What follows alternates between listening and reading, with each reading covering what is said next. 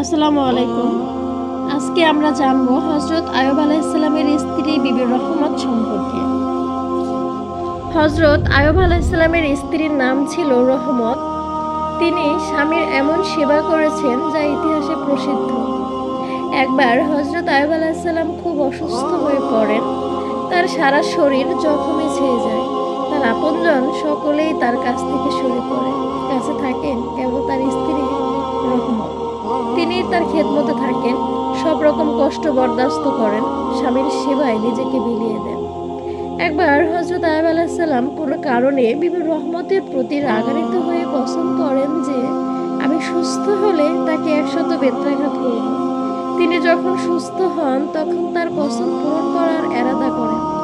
এখন স্ত্রীকে 100 বেত্রাঘাত করতে হবে, বিষয়টি খুবই কঠিন।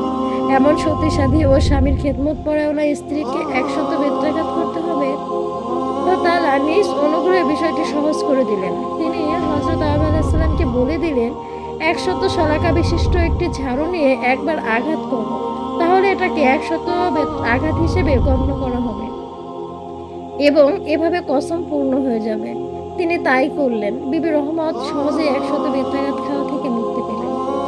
চিন্তা করে দেখার বিষয় হলো, বিবি রহমত কত সতী সাধী নারী ছিলেন যে এমন কঠিন দুর্দিনেও স্বামীকে ছেড়ে চলে যাননি। স্বামী হযরত আইয়ুব আলাইহিস সালাম কসম করেছেন তাকে শাস্তি দিবেন। এতে বোঝা যায় হযরত আইয়ুব আলাইহিস সালামের মেজাজ তখন কঠিন হয়ে পড়েছিল, কিন্তু স্ত্রী সবই নীরবে সহ্য করেছেন এবং স্বামীর খেদমতে নিজেকে নিয়োজিত রেখেছেন। এরই বরকতে আল্লাহ তাআলা তাকে বিশেষ অনুগ্রহ দান। বোঝা গেল স্বামীর খেদমত করলে আল্লাহ তাআলা এরকম খুশি হন যে তার জন্য সব রকম আসানির ব্যবস্থা করে দেন। স্বামীকে অখুশি রাখলে আল্লাহ তাআলাও অখুশি হন।